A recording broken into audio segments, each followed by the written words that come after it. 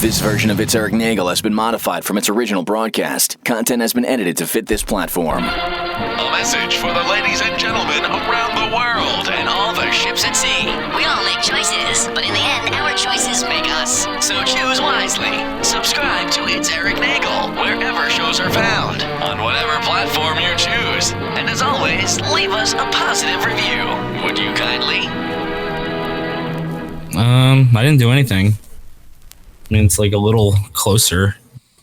Maybe that's Get it. a little closer, longer with Big Red. That Big Red. How did that go? That big freshness. Forever. It's red Gets and right it's gum. to ya. Your fresh It's breath. cinnamon gum. Why do you eat this? Because you're a dick. Your fresh breath goes on and on. While you chew it, say goodbye a little No, wait. Yeah. Say goodbye a little longer. Say Make it last a little longer. last a little longer. Stay fresh a little longer. Something with the freshman. It's Big Red. And that's how it ended. That's how it ended, with somebody coughing at the end of the commercial. Yeah, because they're chewing the gum. They're like, oh shit, why am I eating cinnamon gum? It's Erik Nagel. And it starts now. Ladies and gentlemen of the universe, the next voice you hear. It's Erik Nagel. Hello, everybody. Welcome to yet another show. My name is Erik Nagel, and looking at me lovingly with those puppy dog eyes, that would be Gittles. Hi, Erik. No Zia tonight, as she had a bit of a breakdown with her car. She was leaving the other studio, and car's completely dead. I think it was just probably the battery was dead, but she had no idea, so she called AAA, and she's sitting there waiting. So I said if she gets back into the studio in time, that maybe she can patch in and jump in. But for now, it's just going to be myself and Gittles sans Zia. But anyway, she'll pop in. It'll be like, what's his name on this Jimmy Kimmel show with like Matt Damon or whatever. And it's like, and he comes in like, oh, that's all the time we have. And then just like, our apologies to Matt Damon. We ran out of time. Yes, exactly. That went on for months, and it was so funny. Yeah. Phone lines are open: 651-SMITHERS, 651-764-8437 if you want to get in touch with the program. Follow us on social media. It's Erik Nagel across the board on all the social media platforms. Like us on Facebook. Subscribe to us on YouTube, and we would appreciate you very, very much if you would do all of those things. How have you been, my friend? It's been a hectic week on my end. Hopefully a lot easier on yours. Oh yeah, I mean it was a pretty easy week on my end for the most part. What'd you do? What's up? Well, what I do? Yeah. Well, Thursday night after we were done recording our show, my friends texted me and were like, "Hey, we're going down to Virginia Beach because we have a wedding that we don't really want to go to, but we have a hotel room. You want to tag along and just hang out in Virginia Beach with us for a couple of days?" So I said, "Hells yeah, I'll take a free trip to Virginia Beach." So that's what I did. I was in Virginia Beach from Saturday till Monday, and I never want to go back. It was great. Usually when you travel somewhere that has beach in the namesake, yeah, you kind of get excited. Like, we're going to be at the beach. Now, whether I sit on the beach is one thing, but at least if you're near the beach, you've got, beach culture. You've got the town set up a certain way that's set for tourism, set for people visiting the beach. That means there's going to be some good restaurants. There might be some fun shops to look at, and parks and playgrounds and beach activities, bars on the beach, stuff that maybe even goes on a pier over the water. A lot of fun stuff to do when you're in a beach town. So this was not the case when you went down to Virginia Beach. No, it had all that stuff. I just don't like that stuff. I realized when I got there, I was like, I don't like it. Like, everyone's around having a good time. Like, I don't like this. Like, everyone thought I'm assuming everybody thought I was a vampire because I'm dressed head to toe in black, just walking around on the boardwalk, just sneering at people. And then, so I changed. You're a city guy that went to beach country. Yeah, like, I was just sitting there like, no, this isn't for me. This isn't for me. It's not the kind of vacation I like. I'm not good at, like, relaxing vacations. Like, I'm the person who, like, wants to go away and do things and, like, check out a lot of stuff. And there's not a lot of stuff to check out in You're Virginia. A traveler who likes to explore. Yeah, I'm not like a traveler who's like, I'm going to go away and then just, like, hang out in a place for a little bit. Like, I'm not that kind of person. Like, I get very antsy almost like, you know, like a certain like dog. Like you feel like some dogs you leave home and they just go nuts for a little while. That's me on vacation if I can't just explore and check out everything in the area. So I basically just walked the entire town. I walked the 3 miles down the boardwalk, and then I zigzagged up and down every street on my way back because I just had to, you know, see what was in the town. And it's no joke. Beach towns, like if you blindfolded me and then took the blindfold off, I would have thought I was in Miami Beach, like when we were down there. It was very similar, like the same kinds of shops over and over again. It starts to feel like a cartoon background almost, where you're walking, you're like, oh, look at this place. This place has 3 t-shirts for $10. Huh, that's not too bad. And then you walk, and it's like, oh, look, it's a Ben and Jerry's. Oh, it smells like waffle cones. That's nice. And then you walk another place, like, oh, look, saltwater taffy. Oh, that's interesting. And then the next place, you're like, oh, look, 3 t-shirts for $10. Oh, that's pretty interesting. And So like, it's like the Jersey Shore. It's like look, Ben Long and Beach. Jerry's. And it just keeps repeating like that for miles and miles and miles. I'm like, it's not for me. Not my kind of place. Yeah, a lot of people there are kind of weird. If there's any listeners from here, sorry, you're kind of weird. There was the beers were kind of strange. Like it's a very IPA heavy town. Like everywhere I went, it was IPAs everywhere. Like it was hard to get just a regular light beer. I don't know. I don't know. Certain beach areas in this country are big biker areas too. Like not like all year long, but bikers do go and pay pilgrimage to, if you will, certain times a year. Like Daytona has bikers coming in and out all the time. Myrtle Beach, I think, even though it's a big family area, I think has a portion. The Jersey Shore has areas down in Wildwood, which is sometimes it's a biker thing, and then sometimes it's like Black College Reunion, where it's just big. Yeah. You know, it's a big swarm for that weekend of Thursday through Sunday, usually something like that, where it's a dedicated weekend where everybody's just going to go down there for whatever set event, reason, what have you. Yeah. But then most of the time it's a beach town. People have houses because they want to live near the beach or rent houses by the beach and just go to the beach. And that's all they do in some of the restaurants. So you couldn't go around there. I mean, I don't think there was any biker stuff going on down there at that time. No. But you didn't go down to the beach. You didn't sit on the beach and relax. Did you stay anywhere? I mean, I went down to the beach. I walked on the boardwalk. I paid $2 to walk on the fishing pier. Like I did everything I could in Virginia Beach other than go to the haunted houses and play laser tag. I tried to. Really? Yeah, dude, it's that touristy, dude. There's like laser tag everywhere and haunted houses, and it's wow. I posted pictures on my Instagram, so if you check it out and you scroll back from last week, you'll see like all the stuff I saw. I guess that makes sense because down by Daytona they have a bunch of miniature golf things, or if you go down near Cocoa Beach in Florida, where you have Ron John Surf Shop. Where anybody who goes to Florida for some reason seems to have to go there and buy a Ron John shirt or something like that. Yeah, but you have there, but that whole strip, if you walk down, it looks like Vegas, but for miniature golf courses. You see an active volcano that's a miniature golf course. You see a pirate ship. You see some kind of like some big forest, medieval kind of area. And they're all miniature golf places. They're tourist shops. They're surf shops.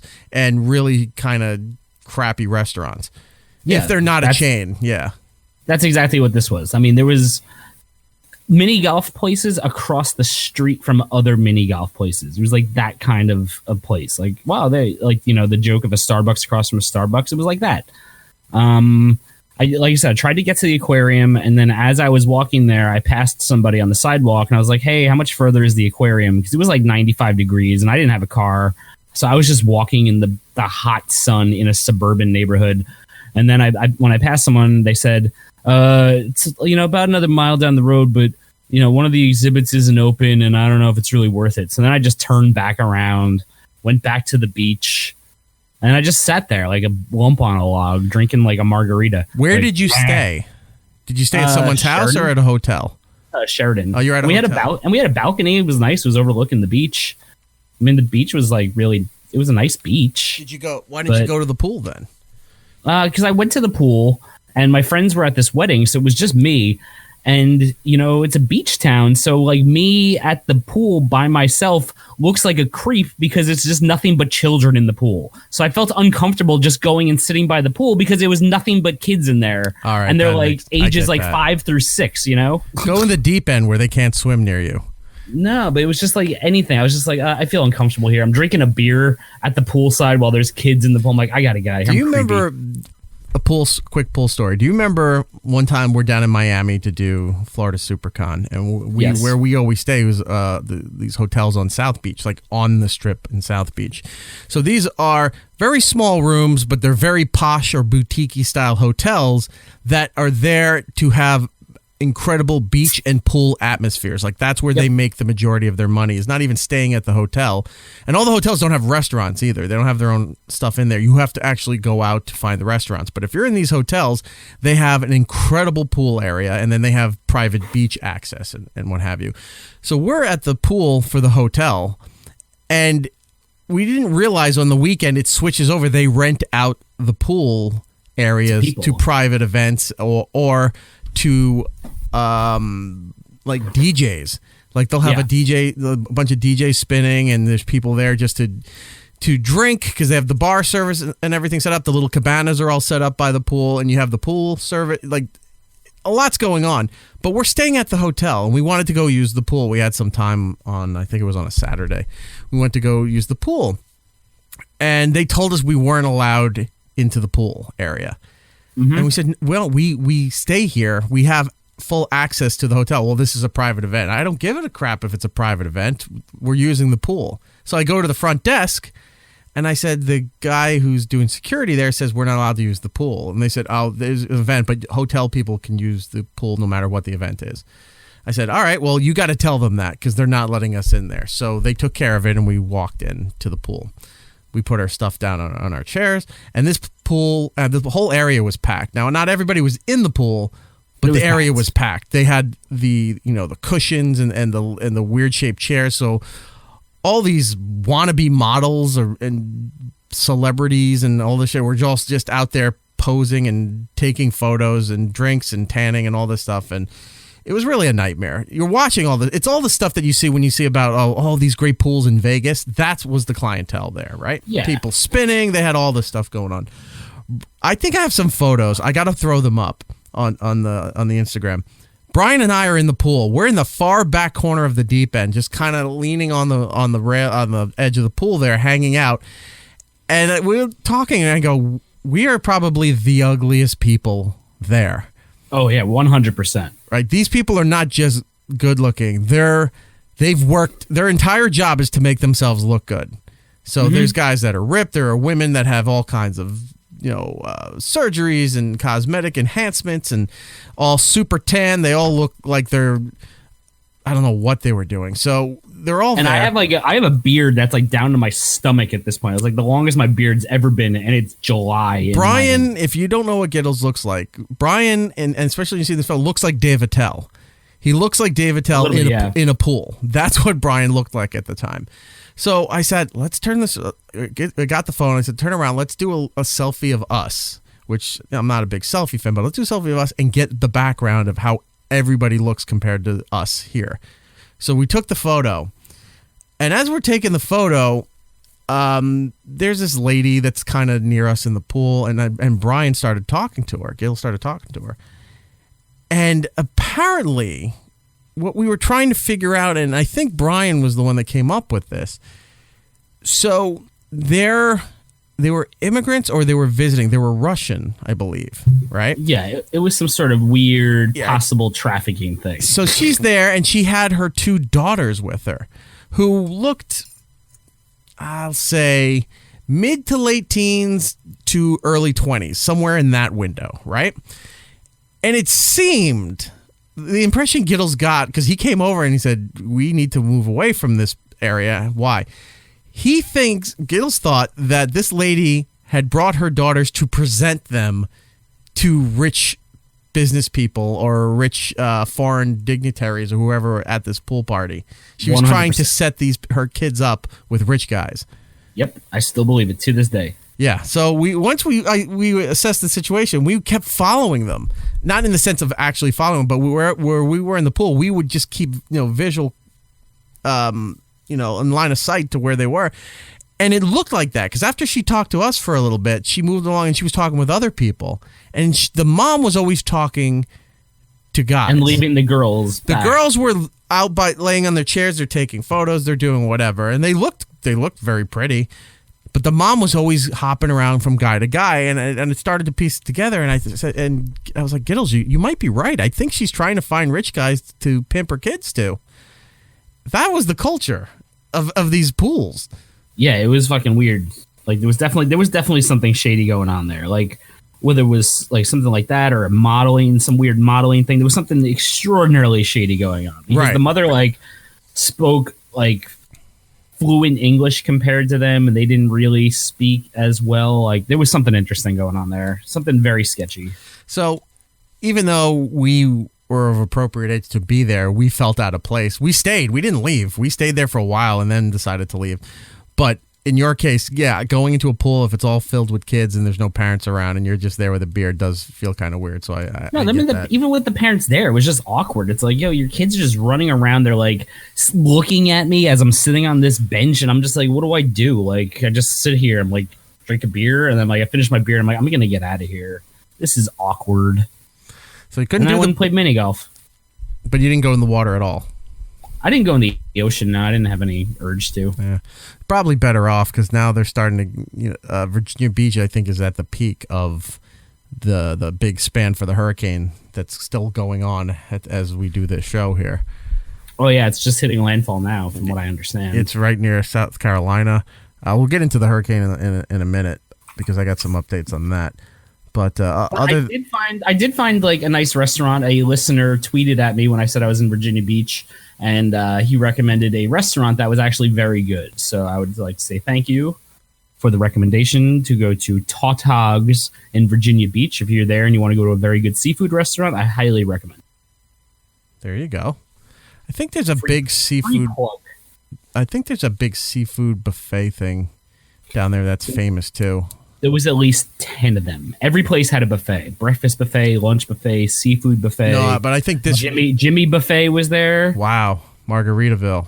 Very nice. Yeah, Pina Coladaburg. So did you actually go to this wedding, or did they go to the wedding and you just wandered aimlessly through Virginia Beach? Oh, they went to the wedding, and I wandered aimlessly through Virginia Beach while I got like updates about the wedding. You should have just crashed the wedding. What's up? You should have just crashed the wedding, go and eat for free. I mean, I could have. Like, I knew the person getting married, so like I could have crashed it. So then, like, I come back to the hotel room to drop off my bags of stuff, and I see my friends in the hotel room. I'm like, aren't you guys supposed to be at a wedding? They're like, we had to escape for like 10 minutes. And then they're just like, they were smoking a joint on the balcony. I'm like, all right, I'll join you. So then I did that. And I'm like, well, fuck it. I'm going to go back and go get some ice cream. And I wandered back down the boardwalk, and I got some ice cream. That sounds like a great vacation. I still went on the balcony, smoked a joint, and then I went and got ice cream. Yeah, I mean, that's all I did. Stared off into I just had to sit around and be miserable by myself otherwise. I stared off into the endless ocean as I sat at the beach. That was my day. Yeah, it was like when we went to Miami at night and sat on the beach and just sat there like, oh, looking at the ocean, just dark. Yeah. Just like that. And then you look behind you and you're like, oh, look at those monolith, hotel buildings that are, touching the sky. Looks like a creature's coming over the hill, like about to destroy the city. So that was your trip to Virginia Beach, and then you just came back up and resumed life as you know it. Yeah.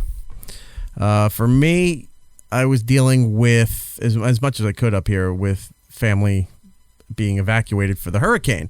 So as we did the show last week, we were talking about that it was coming to the Bahamas, and then it was going to go straight, like perpendicular into the state of Florida. Well, shortly after we did the show, like the next morning, everything changed. So now it kept getting bigger and bigger. It became a Category 5 and then sat over the islands of the Bahamas for 48 hours.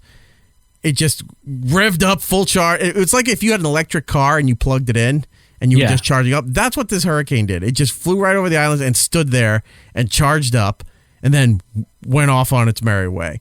So it was like kind of surreal, like watching the news, and like the news anchors are like, see how fast I'm walking? I'm going faster than the hurricane. I'm like, all right, I get it. Like, but that hurricane's still going to kill you. Yeah. Well, here's the thing. Meteorologists are not good at ad-libbing, and they're not good at long-form talking.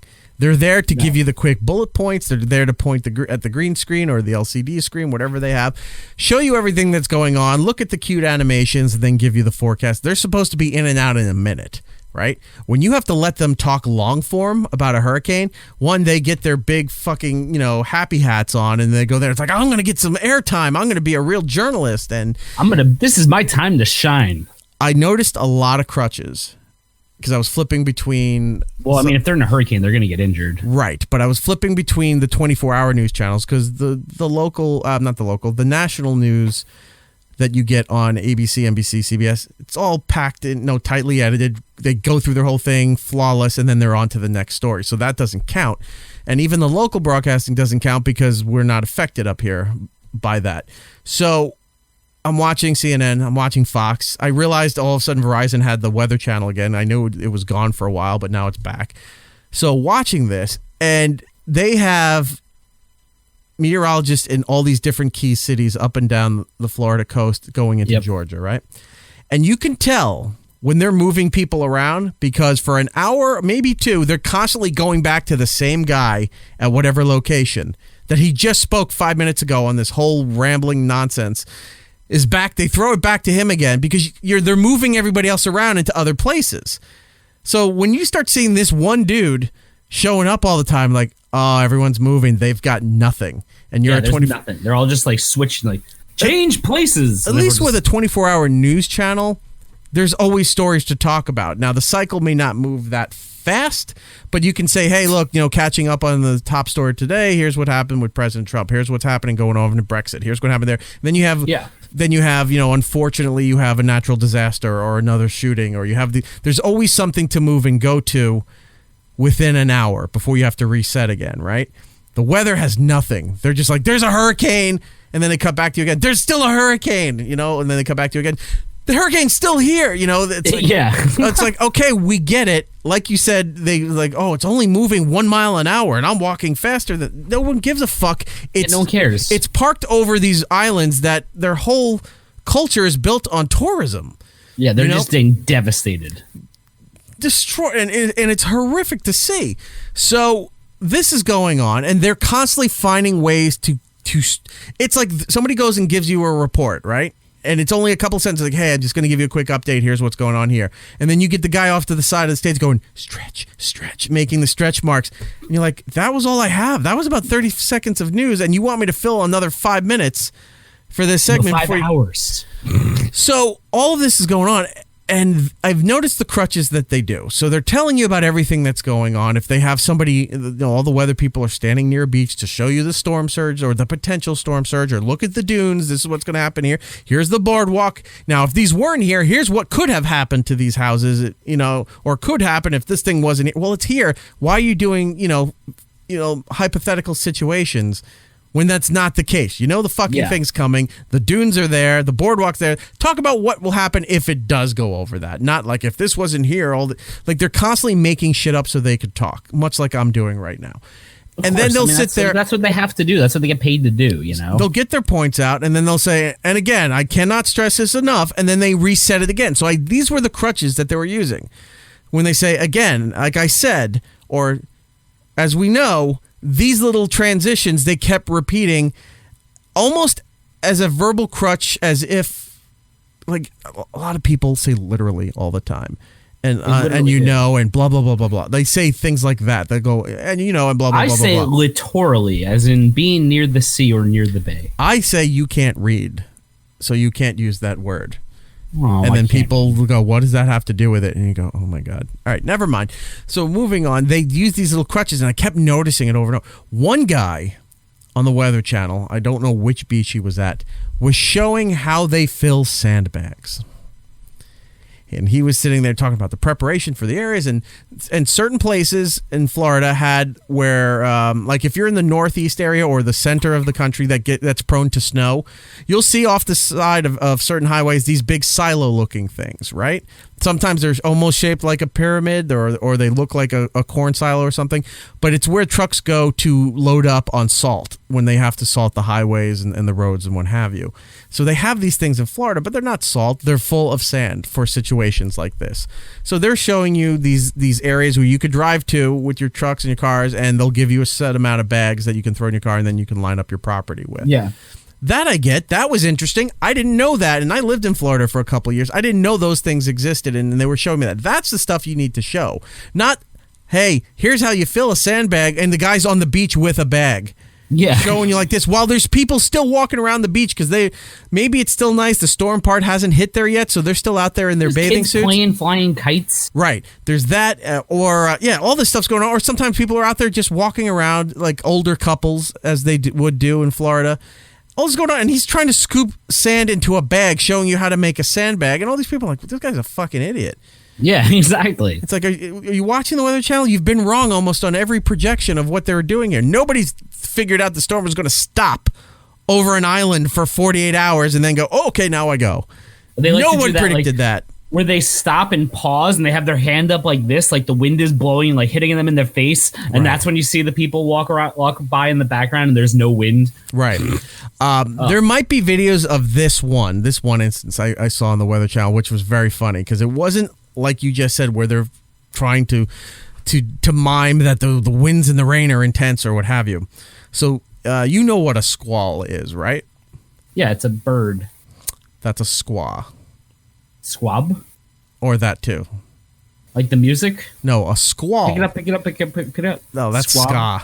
ska. Squall is like a little sudden burst of a storm, like a storm pocket that just kind of hits really fast and then moves on, right? Oh, yeah, I know what a squall is. So one of the reporters or the meteorologist is out there on the beach, and he's got his foot up on a step while the beach is behind him, and he's wearing his blue Weather Channel jacket. And as he's talking, it's just blinding gray, just comes across the screen. Oh, and you know what? Wind and rain, very blinding, right over him, and he's like, oh, and he puts the hood on, and I'm laughing. I'm like, somebody's got to put this up on YouTube. Because it usually they fake situations that are really bad, but when something hits while they're live, they don't know what to do. Like they're always like they're prepped and ready for these winds that are coming because they have the microphone. If you blow into a microphone that doesn't have some kind of compressor or something on it, like I can't do it on this mic, but if you blow into a microphone and you just go, see, it's not going to sound as good. But if you blow into any kind of like that, any kind of microphone, it sounds like it's really windy. Right, that. Yeah, like that. Right? So you can't, just the slightest, if you looked into a fan, it would sound like you're standing in a hurricane, right? So they do that all the time. The slightest wind is going on there, and they're usually in a parking lot or on a boardwalk, and they're kind of walking slow with like one eye kind of open just to show you the storm strength that's not really happening at that time. Because if it was really bad, they're not out there. They're in a van or in a hotel doing the broadcast or relaying whatever it is. So I'm watching all this nonsense is going on. The guy standing there, the squall comes. They cut to another guy, not at the same time, but later on. He's down at, I believe it's Deerfield Beach, which is just south of West Palm Beach and between West Palm Beach and Fort Lauderdale. Yeah, my grandparents used to live in Deerfield Beach. Okay, so he's there and they're going to do the dramatic walk on the beach while he's talking about stuff. Now, there's still people out on the beach. This is maybe a day or two before the hurricane starting to affect Florida. So he's walking out there, he's talking about the beach and everything that's going to come, right? So as he's doing it, he's talking, you see everybody around here. Now, the way I'm standing is like if the camera's facing me, right?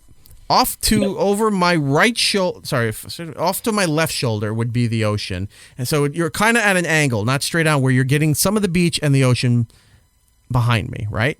But as I'm walking, the camera's now turning to follow, so you get a profile shot of me as I'm walking until I lock into a spot where I'm going to stand here and do the rest of the news report, right? So as he's walking, they're doing the pan. There's this big red umbrella, and they have to, I guess they're European, or if they're not, they're just very comfortable in their own skin. There's a guy sitting there on a chair, not facing the ocean. He's facing this way on the beach, right? Big red umbrella. He's right there. There's just a lady in a black thong with no top on, but you don't see, like you see her back, like she's obviously not wearing a top. So while he's talking and he's slowly walking and they're doing the pan, so you see her back and the guy's just sitting there. He's not paying attention to any of this. She kind of turns around with her phone, like she doesn't even know that there's a camera on her. So now she's being broadcast to the entire country, topless on the beach, looking at her phone while the weather guy's talking about shit that's going on in Deerfield Beach. That's the eye of the storm. Yes. So it's these little things that I watch these things for, you know, just all this weird shit that they don't expect is going to happen, like the squall, like the naked lady on the beach. And then you got the other guys that are standing on a dock just showing you like, this is, everybody's boarded up and prepped their boats. And it's like, yeah, so there's nothing there. Why are you standing there when there's nothing there? That's hurricane coverage. Yep.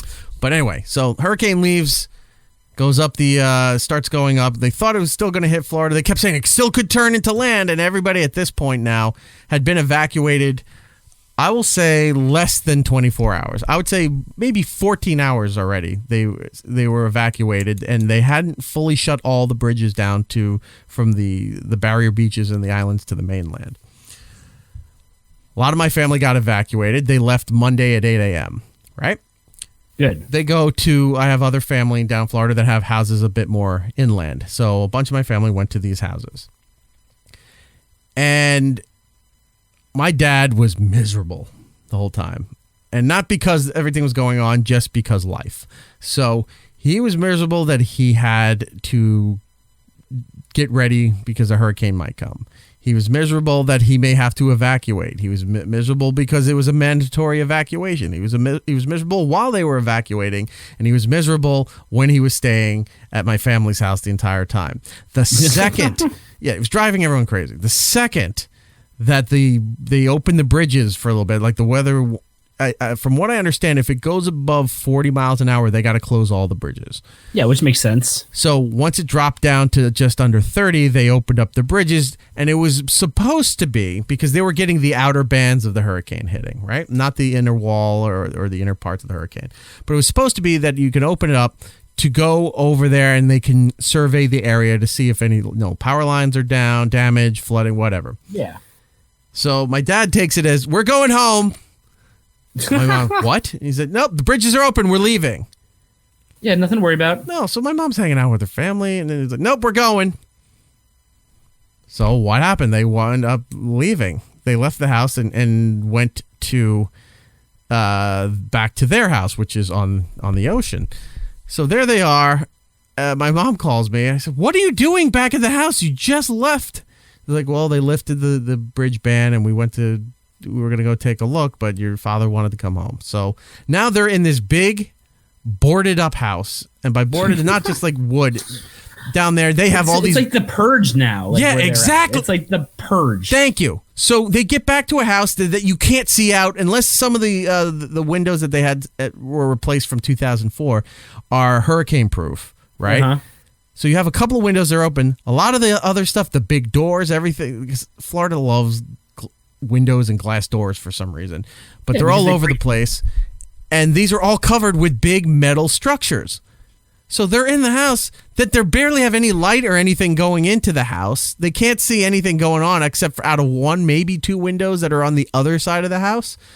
So they're there, and now they're there at night was when the majority of the storm that's going to hit them is now hitting. So they evacuated for no reason and came back for no reason. So they wound up just staying at the house during the bad parts of what was hitting the east coast of Florida at the time.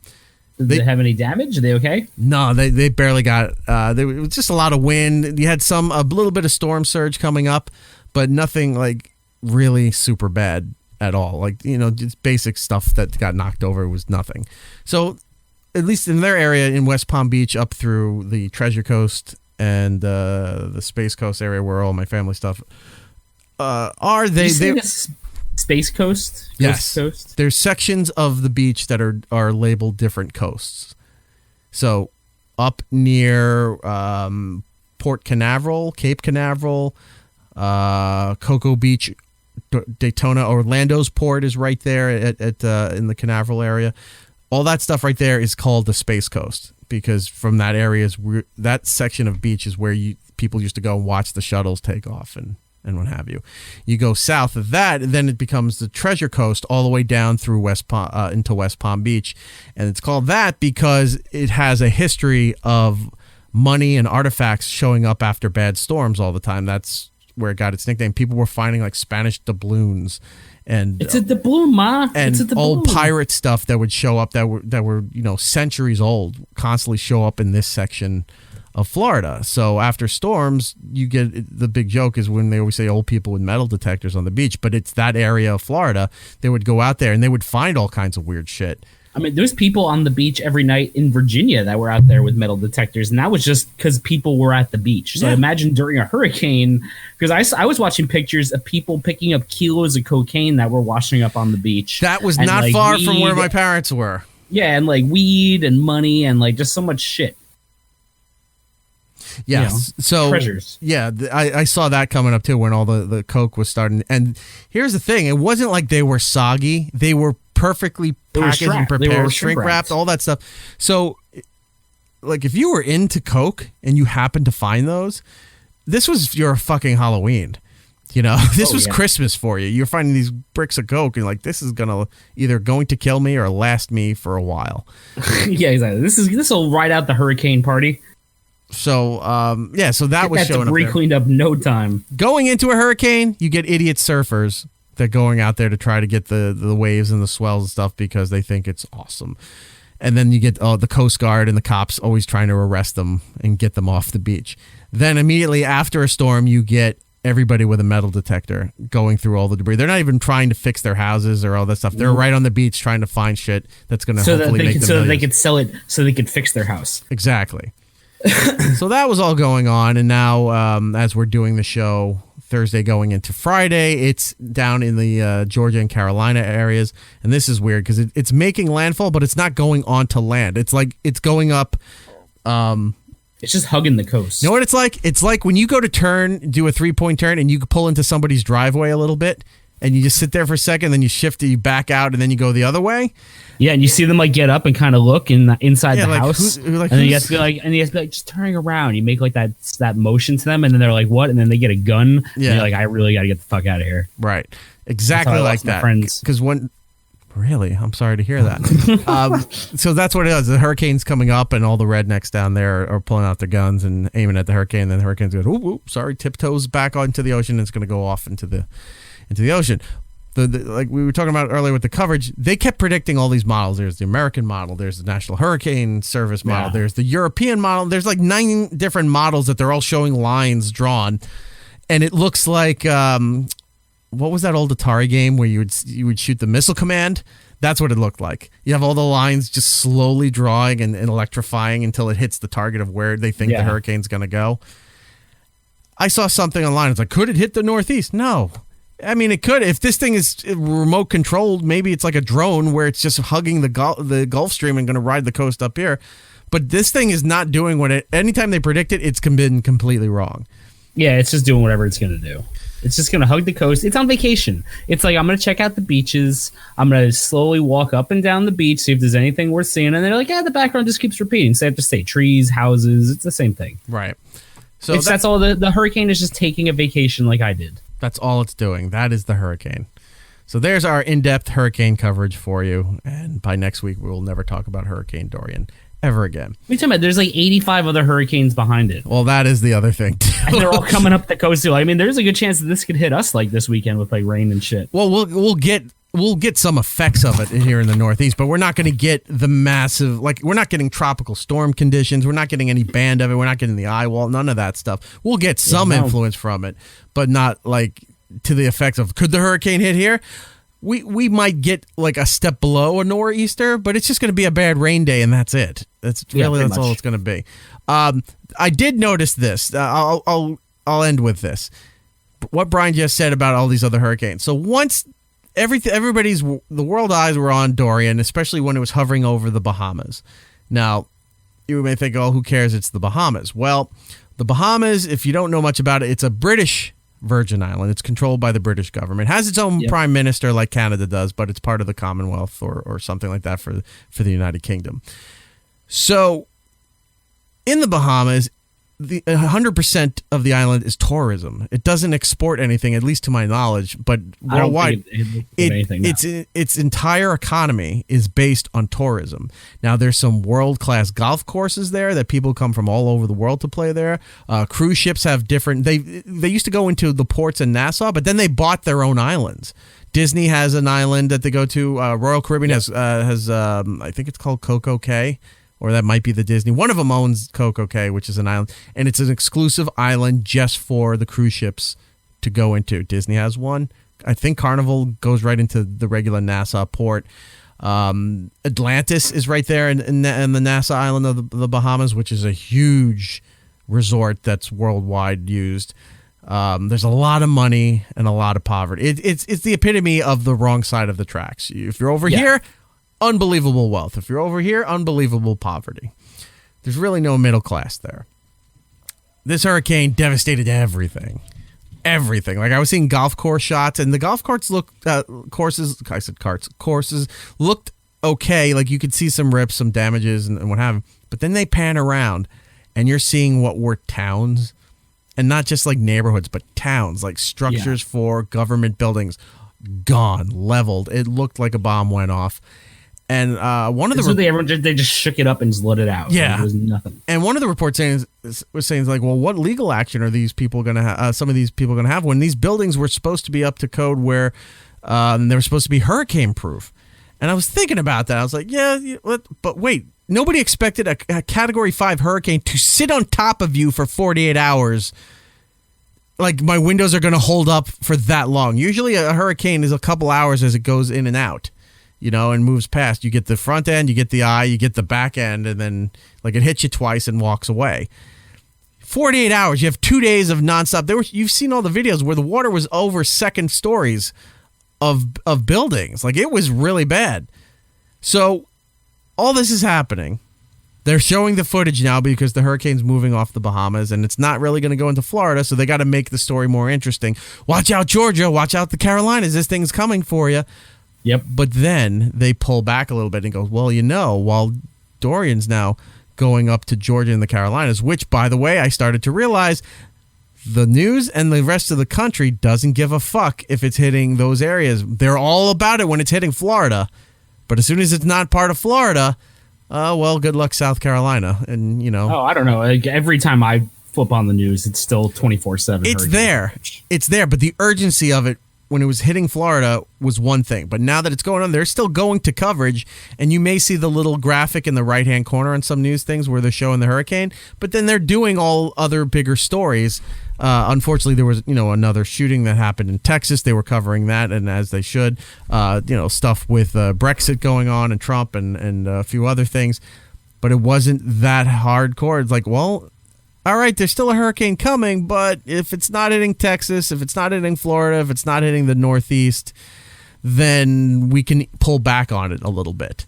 But I think it's also because I'm thinking it's because, one, it weakened. If this thing was still going at North Carolina at 190 miles per hour, there was no way they'd be talking. All right, hang on. Away. So, yeah, it did go down from a Category 5 to a 4, 3, 2. But now I saw coming to the studio today, it was back up at a 3. It built up a little bit more as it's going to hit there. So that's still a fucking problem. But I just noticed the news isn't covering it as intensively as it was once it was heading to Florida, or Florida might be in danger.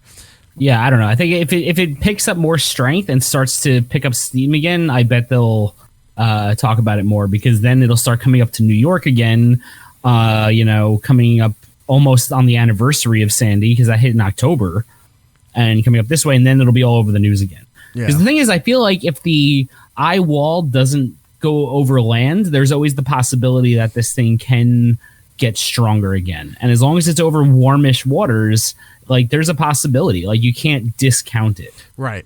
So we'll see. To wrap all this up, the point I was saying here was that, so when I noticed they weren't paying much attention to it, as if Florida was less in danger and it was going up to the other southern states of Georgia and the Carolinas, focused but not as intensively, right? So what do? They need to keep the drama going. Now they're saying, well, let's just show you the whole tropical system that's going on right now. And now you're seeing stuff that they're circling coming off the coast of, because hurricanes on the East Coast start from storm systems that come off the west coast of Africa, and that's what builds up and hits us. They're showing the systems over Africa, over the west, over down here in the southern Caribbean, what's here in the Gulf. Could this hit Texas and Mexico? Here's what's happening over in the Pacific side, near Mexico and all that. So now it went from this one big storm and goes, well, there's 7 other things that we're looking at. Yeah, there's so many coming. like they just are constantly generating material. Like, oh, well, we got to get them back in here. How do we do that? Oh, let's say that there's all these other storms coming. So now everyone's freaked. Like, what's behind that? Because Puerto Rico's still going to get hit with another thing. And because they're not fully recovered after 2 years. And that's not mocking the state of Puerto Rico. That's a fact. But that's how they're handling it. So, well, Puerto Rico's not up and running yet. If they get another hurricane, it's going to be devastating. And what is going to happen to them? Okay, so what? Panic everyone now when you don't know what these fucking things are doing? We're not going to know. I mean, like, hurricane season goes till almost November. Yeah. So, like, it's just, this is literally going to be storm after storm and then coverage after coverage. Yeah. Like, it's just not going to stop. Now, what you were saying about Sandy, Hurricane Sandy that hit here in the Northeast, we're getting close to the anniversary for it. It wasn't that it hit in October. It hit towards the end of October. Like, people it was were like almost Halloween. There were areas of the Northeast where they were trying to figure out if they were even going to allow Halloween to happen because of the damage and everything that was going on. Yeah. So that was, and then a week after the hurricane, it freaking snowed. Like, it was a crazy year. Yeah, it was, but that's towards the end of hurricane season. Yeah, it was the very end. It was a late hurricane. So shit can happen. Like Gittles said, you never really know. This is really just the start of hurricane season. But don't hurricane drum up starts more end of business. August, They're just drumming up business. Don't drum up more business at the expense of people freaking out, thinking that I need to, get all this. And I got to sit here in my house for the next 2 months and not do anything because a hurricane might come. But I mean, that's all news. Like, all news is just going to hype everything up. Like, that's how they make money. So, since we're talking about the news, you saw something on Twitter recently that is all over the place, and I had posted something about this as well, and you didn't know exactly what it was. So we're going to just talk about this before we take a break. And the term is called cancel culture. Yes. What did you see, and what do you want to know about it? I don't understand what it is, because for the last 2 weeks, ever since the Dave Chappelle special came out, all I keep hearing is people saying cancel culture, and I'm like, and I don't get what people are talking about. All I've seen was a couple of negative reviews about it, and that's it. Like, I haven't heard anybody talking about the special other than people who think people are upset about it. Like, and then I just don't understand what's happening. Like, what is this cancel culture idea? Because it doesn't make sense to me. All right. So cancel culture, as far as that, I don't know the exact origins, but the time frame seems to have, from when I was becoming aware of it, seems to be around when, I'll say fall of 2017, when the Me Too movement started. And then you had some of the other movements, which they're escaping me for a minute. Time's Up, I think, was another movement, and things along those lines.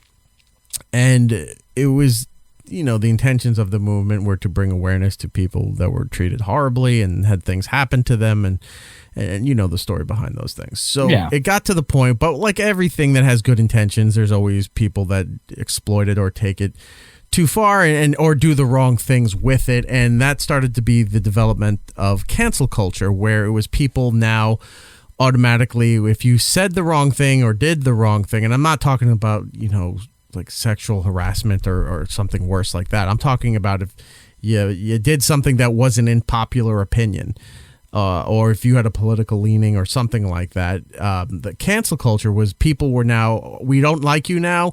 You deserve to be fired. We need to talk to every sponsor that you have. You need to be removed. You have to punish the network that has you, or this company needs to drop you off of the film that you're in. That's what cancel culture became, where the social media movement was that if they didn't like something, or if you did the slightest thing out of place, Kevin Hart, when they went back years ago for some jokes that he made, and they were going full speed that he shouldn't be hosting the Oscars, get rid of him, and all that stuff, which he wound up stepping down on his own. But it's that mentality of like, oh my God, you did something wrong. Everyone pounces on it, and you need to be obliterated and never heard from again. That's cancel culture.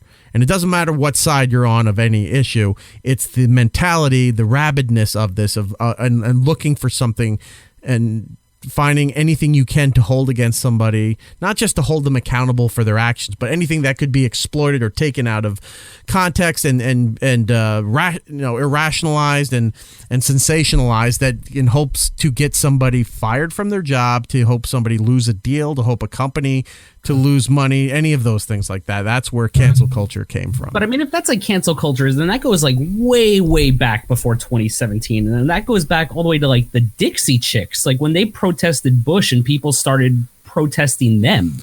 Like this goes like way further back. If that's what your example is, then that goes further back there. Right. Yes and no. It comes from that. It's in the vein, or it stems from that. But those were still protests at the time. People don't want to buy their albums, don't want to buy their music. They shouldn't be booked on shows. But if Twitter and social media was around and hashtags around, would it be different?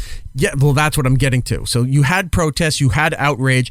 And look, whether you agreed with what the Dixie Chicks said or did or not, and if you don't know what they said, real quick, it was around the time of the aftermath of 9/11, where they were not George Bush supporters, and they were very public about it. I think they did it in London. I don't even think they were in the United States when they said this thing. And at the time, the country was very patriotic and sort of all on the same side about trying to find out who caused 9/11 and believing at the time, buying into that the Iraq war was going to be the right thing to do.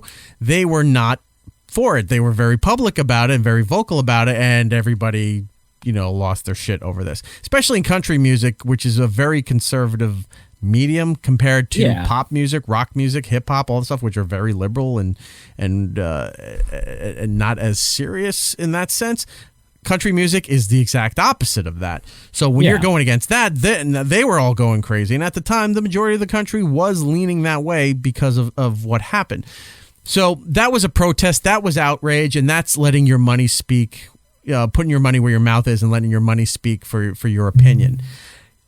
But cancel culture. Isn't that the same thing that's happening now, though? It's just a different level. It's like the same exact thing. Yes and no.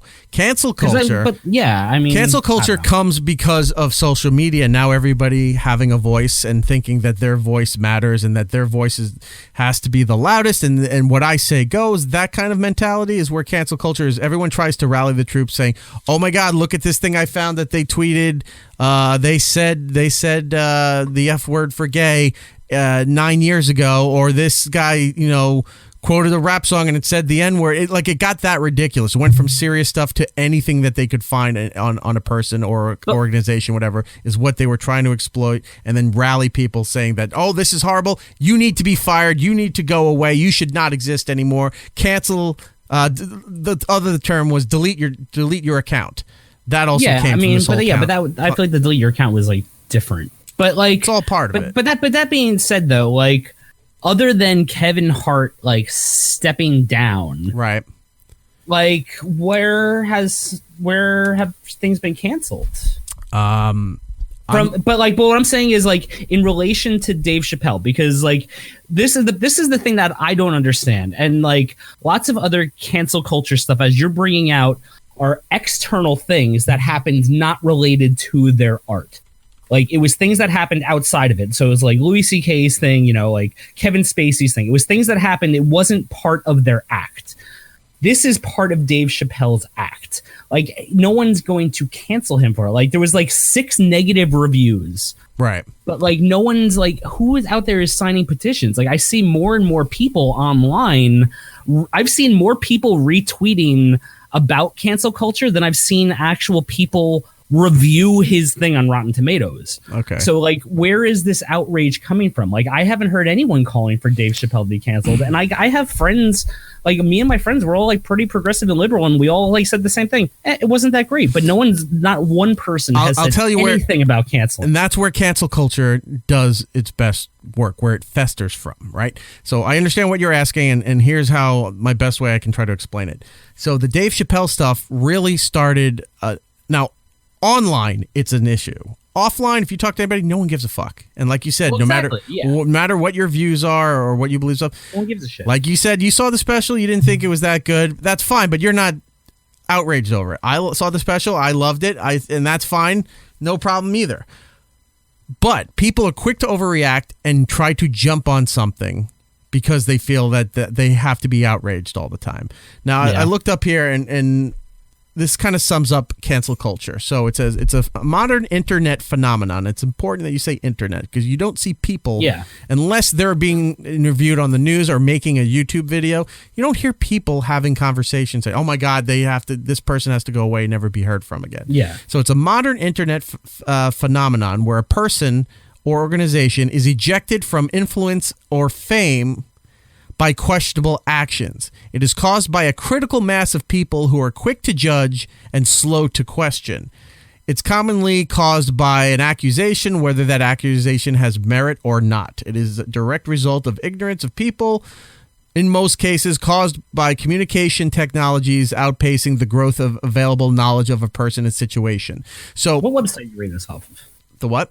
What website are you reading this off of? This was off of Urban Dictionary. But the thing is, it's like, there's one thing. There's a Wikipedia page calling it call out culture, also AKA cancel culture. But the thing is, no one's been canceled, and that's the thing I don't get. No. But here's the thing: if you okay, go on. No, go ahead. I understand what you're saying. It's almost like an excommunication. Like, oh, you're shunned. Like, go out on your own. Like, I know what you're saying. It's like that kind of a thing.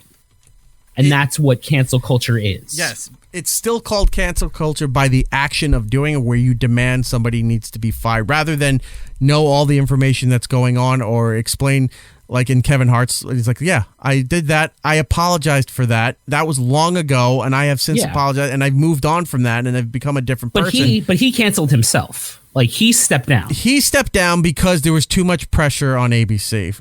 But ABC could have let him go. ABC, they didn't cancel him. He canceled himself. ABC had the broadcast rights this year for the Oscars.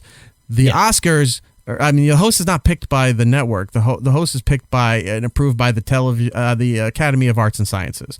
So they approve who the host is going to be because it's their event that they host, they run, and they allow a network to broadcast the said event. He decided to step down from it.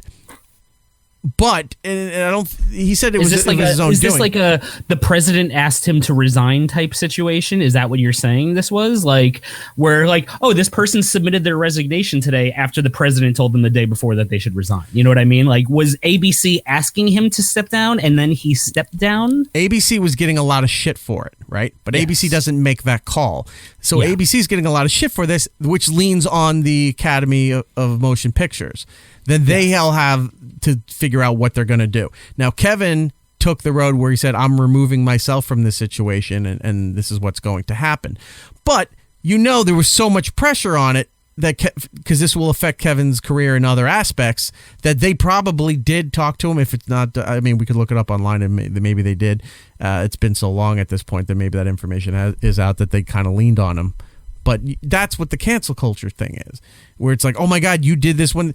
James Gunn was another one of the cancel culture stuff. But that's not like. But here's the thing: like when it happens, like I guess it's just it becomes a hashtag whenever like people on the right are complaining about, but like people like on the left don't call that cancel culture. We call that a dick move by someone who's purposefully trying to get somebody fired. No, there's a lot. Like, there's a lot on both sides.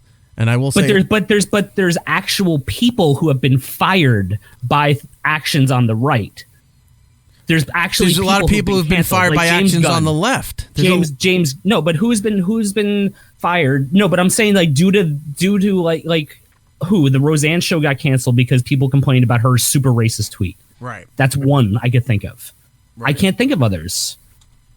I can't think of another thing that's been canceled, but James Gunn was certainly kicked off of Guardians of the Galaxy because Mike Cernovich dug up some tweets, which he also did to try and get Michael Ian Black, Anthony Jeselnik, Sarah Silverman, Patton Oswalt. So, I mean, like, I keep seeing this argument that comedy is being under attack from the left, but it's like actually being attacked and taken down by people on the right who are provocateurs.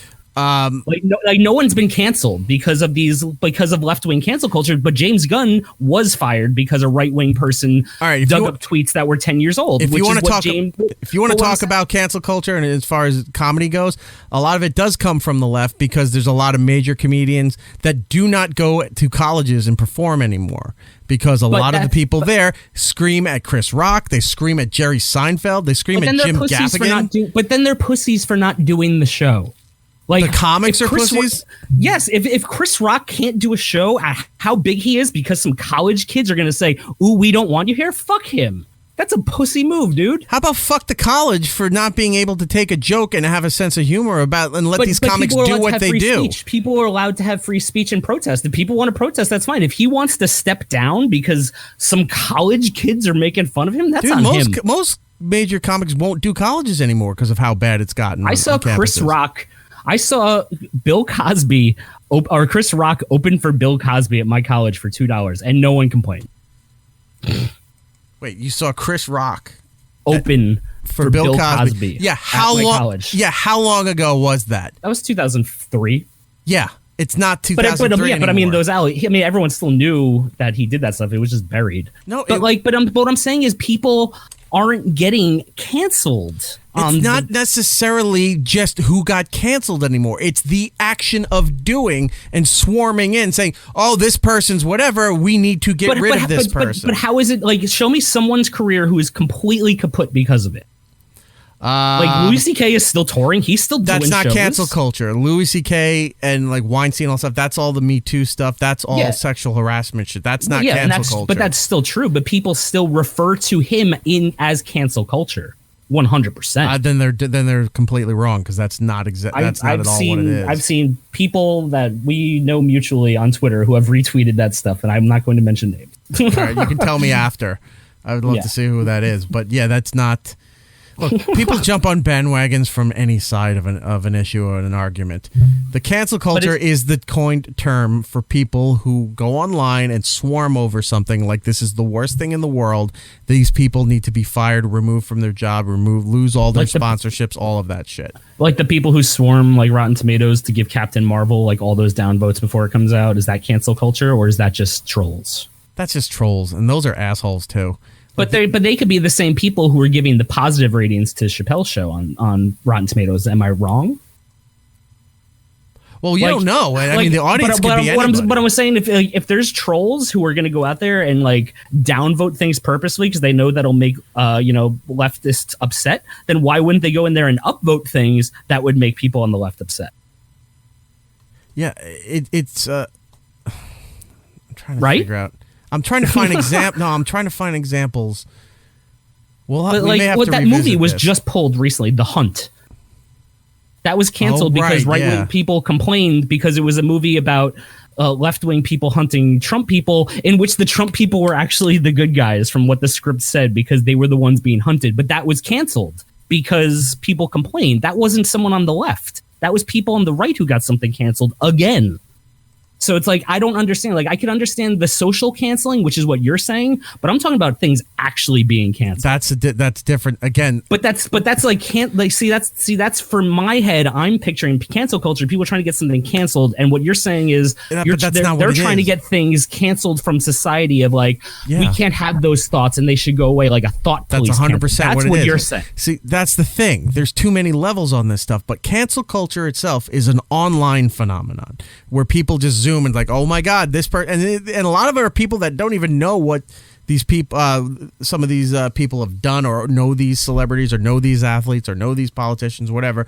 They just jump on because everyone's outraged like this. So that means this person automatically has to disappear from society. That's cancel culture. That's what it is. It's very shallow and very surface level social media outrage where they swarm in and try to destroy somebody's life or business or contract or any of that stuff. That's what cancel culture is. Whether they get people canceled and stuff or not is another thing. And I'll look up examples and have that for the next time of people who have been affected by it. But the thing exists. The thing is real, and that's what it is. It's just people flocking and getting outraged over social media, whether they should or not.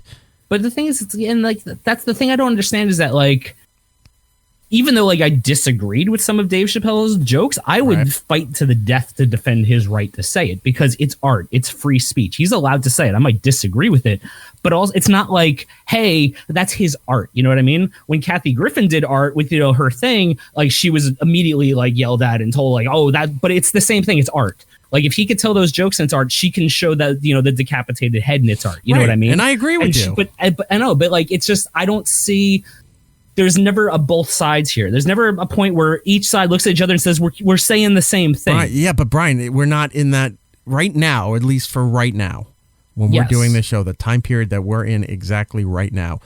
That is not how people think. They don't take a step back. But I'm saying this is what leads extraordinarily frustrating. Yeah, this is what leads to the cancel culture shit, because nobody steps back to get all the information. Like the definition I read for, they just quick to judge before they find out what the fuck was actually going on. So they see one thing, somebody lights a match, and then they all go nuts, and like this is how it has to be. Like you said with free speech, they don't want to hear it. You have the right to free speech, and you claim free speech when you want to say something. But if somebody else says something else, and you don't like it, it automatically means that they're wrong and they have to shut up and they have to be destroyed because you're not saying what I agree with, or you're not thinking exactly how I'm thinking.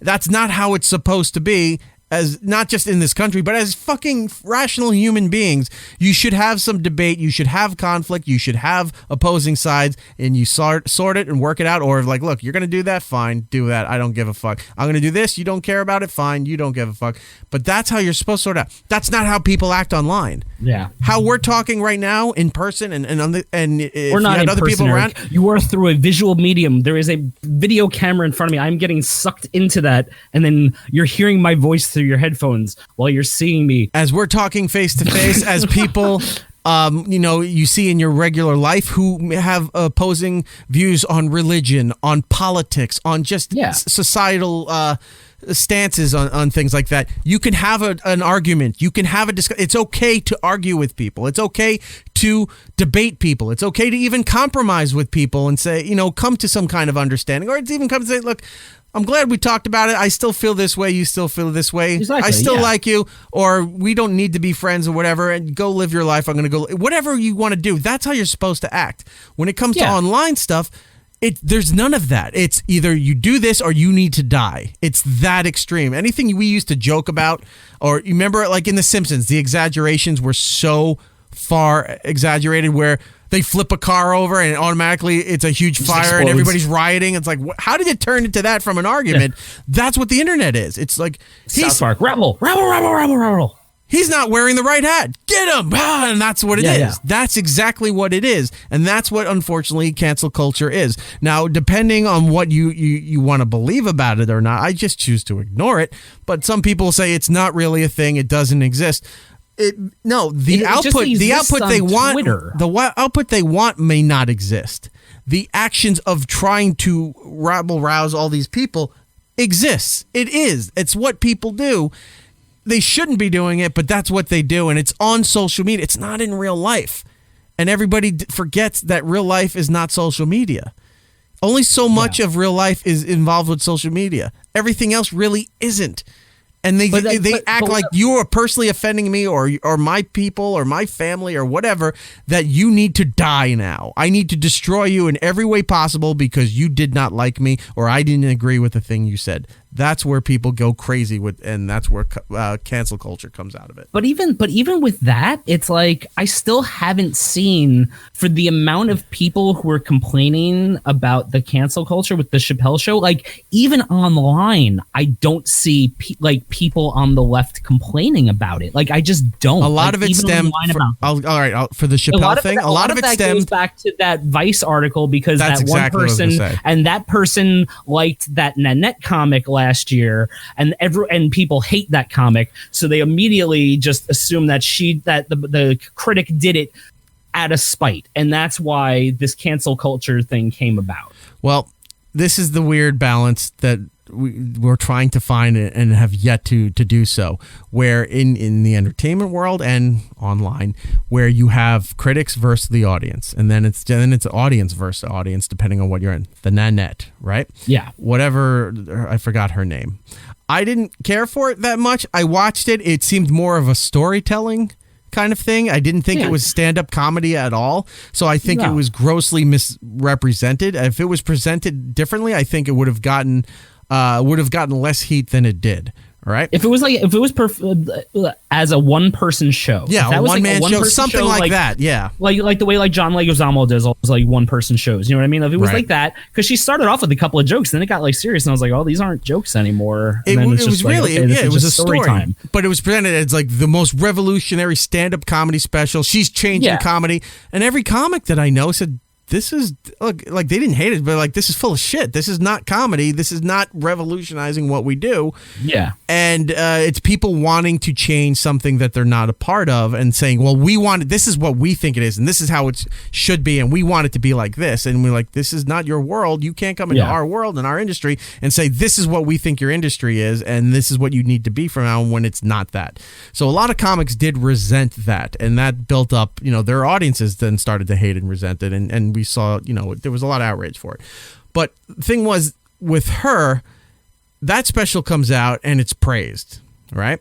Now, the critics that are watching it are very beyond progressive. They're very, forward and out there, and they rave this thing as the second coming of Christ, almost, the way that they were flattering this thing. And a lot of people didn't like it, didn't get it. And then, like in anything, you get assholes that say, fuck her, or worse things, and what have you. Well, yeah. The Chappelle thing comes around, rated by the same critics, and they don't like the fact that he was goofing on LGBTQ culture, and pretty much the way he was describing it was almost Sesame Street-like, when he was talking about the letters interacting with each other and how they view each other and all this stuff. And I think it touched a little too real, because in that area, and I mean, I'm not part of any of those communities, but I can only say from observing that a lot of people that had fought for gay rights and lesbian rights and what have you seem to now be getting a little overshadowed by transgender rights that are coming through. Now, they're technically all fighting for the same thing, but then you get the gay and the lesbian people that are not really happy with the trans people, and that's starting to become an argument in their own communities. And that's what he was kind of expressing and goofing on. But now you can't goof on things anymore. Like, you should be able to exaggerate, and that's what comedy is: exaggerate and poke fun at things and not take it seriously, because usually a lot of the humor is based on fact or based on things that are actually happening. And when you point those things out, politics has always been part of comedy for forever, and they point things out, and that was supposed to be the thing that you laugh at it. Oh, look what this administration is doing. Look what the Pope's doing. Look what's going on over in England. And they're jokes. You laugh at it and then you move on. Or if you didn't think it was that funny or whatever, and you move on. Now it's like personally hurting somebody, that you made any kind of disparaging comment or joke about anything that I value or hold dear. How dare you? You wounded me. You need to die. Like, that's how over-exaggerated everything is. Yeah, I mean, I get that, but there was still only 6 reviews of the Chappelle Show thing. So to be like so over the top, like this is cancel culture, like I don't get that. Like the fact that it's 2 weeks later and I'm still seeing people tweet about it, like every day. I posted a screenshot of Rotten Tomatoes because it was. No, I know, but I'm not even talking about you. I'm talking about on Twitter, like other people, like famous people with like blue check marks who are constantly talking about this, and they have like 5,000 retweets on it every day. And I'm like, wow, why? And they're calling people Nazis for not liking Dave Chappelle's. That whole Nazi shit. Look, Anthony Cumia on his show this week made a really interesting point when he was talking about the Chappelle thing, and he goes, how crazy 2019 has gotten to the fact that now somehow, in some way, Dave Chappelle is a Nazi and a white supremacist. Like, just about how ridiculous people act on Twitter. He was over-exaggerating, of course, but there are people out there that are saying that he's, the things that they're yelling at or making comments about Dave Chappelle or what you would say about a white guy, calling him a Nazi or a nationalist or all this stuff like that without using the words, but using... I was saying the people were saying that the critics were Nazis for not liking. I actually saw stuff where they were talking about Dave because of some of the commentary when he was talking about the kids with Michael Jackson and all that shit. Yeah, I saw a few of those. I did. Well, I mean, that's a side. That's a side you want to take. If I don't know the evidence in that case, but if you want to be on the side that he didn't do it, like that's the side you have to take. And like I just have to judge him based on that. You know what I mean? Like that's all I can do. Maybe he just did that because that's how he wrote the material. That could just be how he wrote the material. Yeah. But as you're saying, like, what do you think with the whole cancer culture movement? Cancer culture. Well, it is cancer culture, but cancel culture thing. Do you think there would have been a different reaction if he opened up with like a 25-minute rant on like all the white nationalists who are marching in the street, and if he was like picking on Proud Boys or something like that? Do you think there would be a bigger backlash against him from people on the right? Would they be defending his free speech as much if he was just like, look at these boys walking down the street and they're proud and they have their flag and their leader has a sword and they're so scary, but the Black Panthers are a terrorist organization? You know what I mean? Like he can make a smart joke like that. How would it be perceived by people on the right? Yeah, I'm sure. Would you think they would be calling for him to be canceled? Would they be calling Dave Chappelle racist? Do you think these are thought experiments. This is how my brain works. I think of things and it goes over a billion permutations. And like I have to think of every situation before I can make a decision on something. So like how do you think they would react? I think they would be a hashtag actually cancel Dave Chappelle. He's racist against white people if he did any jokes like that. I will say this. All right. So I think the people that are super into white pride and nationalism and racist against white people, they are more vocal now in the last couple of years. I still don't think they're as big as everyone thinks they are. Just like Twitter, when people are like, oh, everybody on Twitter is... It's like, yeah, but look really on Twitter compared to the rest of the world. The rest of the world's not talking about this. On Twitter, they are. It's sort of that thing. So, yeah, there would be outrage, I think, over that he's racist against white people and what have you. I think it wouldn't get to the level that it's at now. You don't think like some of the people who are like really supporting Dave Chappelle right now wouldn't change their mind if he was like railing about something that they cared about? I do, like 100%. And I would go as far as to say that the same critics who didn't like his comedy special would like his comedy special if he made those jokes. I'll even say that. But also, you got to keep in mind too. The opposite. You got to keep in mind too. Social media, for the most part, leans very liberal. Blog posts, news organizations, all of that's. Hang on, yes, they do. So you get conservative people, you get wackos on there who voice their shit, but they also don't last as long on social media. They're the ones that get banned first because they're writing really horrible shit, and as they should. But I should get taken off. But it's a small group that's very vocal. And what do you think Ben Shapiro would have said? Ben Shapiro's an idiot. I know, but these are people who would say even things. Conservatives don't like Ben Shapiro. Made a comment. But he tweeted out. He said, "I thought Dave Chappelle's comedy special was very funny. Hashtag cancel culture." I guess it's going to get canceled now. So if he's going to write that about those jokes, I'm imagining that if he was attacking right wingers, that Ben Shapiro would immediately flip and say that like Dave Chappelle is a racist and all this stuff. I'm sure you're probably right. And that's all I'm trying to say. I'm not like trying to like pit people against each other. I'm just trying to say that like everybody's fucking offended, and the same people who are saying it should be canceled now would be praising it, and vice versa if the jokes were on the other foot. A big problem on social media, and like in Ben's case where it being on the radio and things like that, people will lean towards what outrage or what it's all for attention to drum up business. They'll lean whatever for whatever outrage is going to benefit me and give me stuff to talk about for 3 hours on my show. I'm going to lean into this and then make the Dave Chappelle, and sometimes they're just fanning flames and making it bigger than it really should be.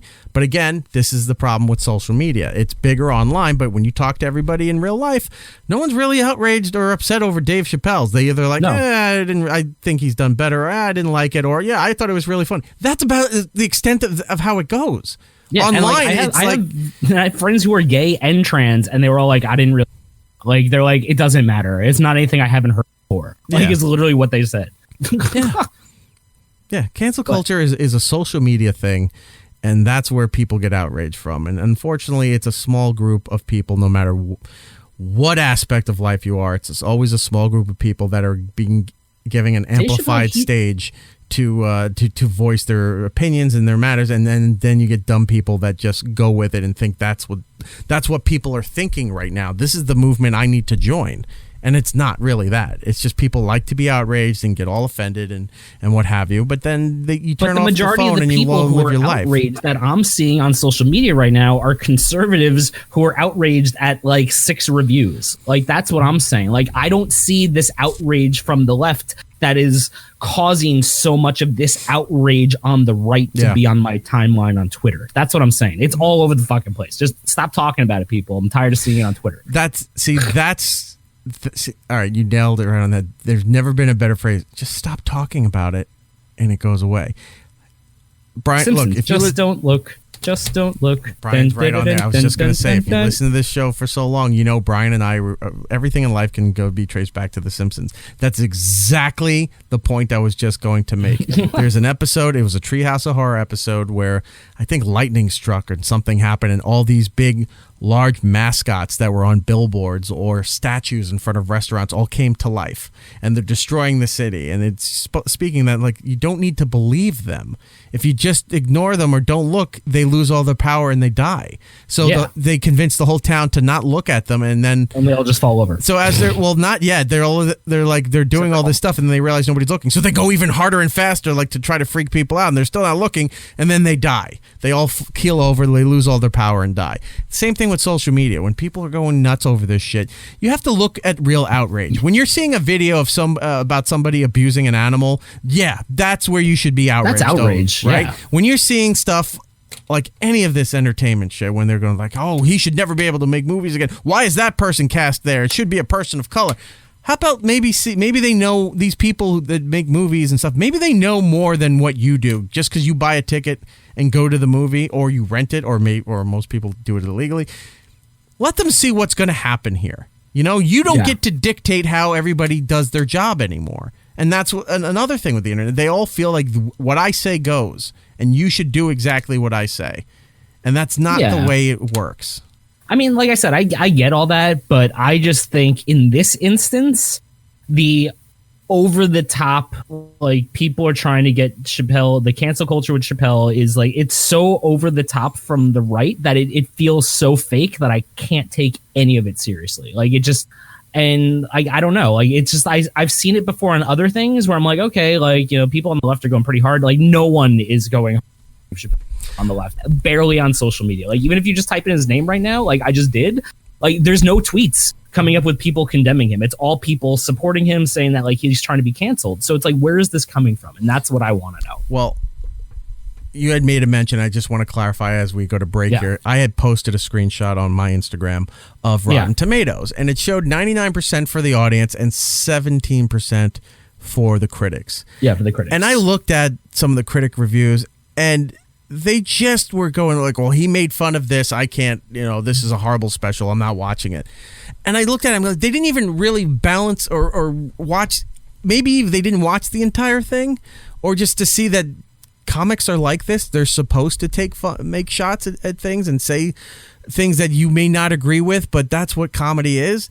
I don't think they looked at the whole thing, the thing as a whole. They just went, well, this one thing he said, or the Michael Jackson thing he said, this is horrible. Well, what about the stuff he was talking about with Prince? What about the stuff he was talking about, at home? All those other things. Like, there's other stories he was telling, and you just shit on the fucking thing. And I never get that. Like, when you shit on a movie, and you go, well, why? Because that one actor's in there and you don't like him, so the movie's terrible? It's that. It's just like, come on. That you may not think the special was that funny, but it's not 17%.